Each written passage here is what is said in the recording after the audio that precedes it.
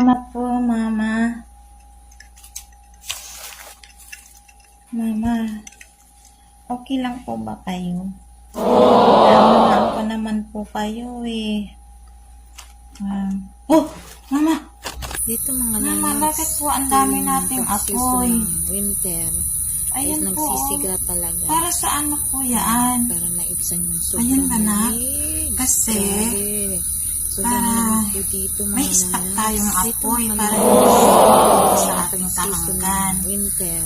Okay? Nagsisiga talaga. Kaya matuto na tayo. Para naibsan Kaya yung pag sobrang may lamig. malalaking kahoy, Grabe. ating sisigaan Sobrang lamig po para dito, mga lalas. hindi na tayo mauubusan ng apoy para araw-araw tayo may apoy. Naintindihan mo ba na kaya tayo nag-i-stock ng apoy? Anak, may sasabihin sana ako sa iyo eh. Pagkatapos mong mag-graduate ng grade 6, dadaling kita doon sa kilola mo, doon ka muna mag-aaral ha.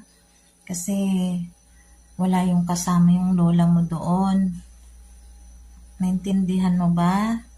Kasi para din naman ito sa ikagaganda ng buhay mo. Kasi kung dito, ay napakalayo ng lalakarin mo.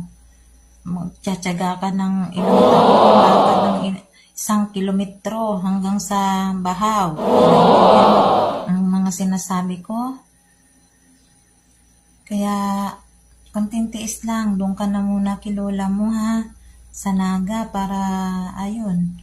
Okay naman si lola mo doon. Nag-iisa. Kaya, samahan mo na lang. Okay?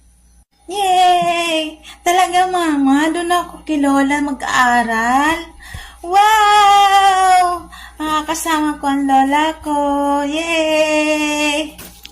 Pero, Mama, kung dalawin doon na.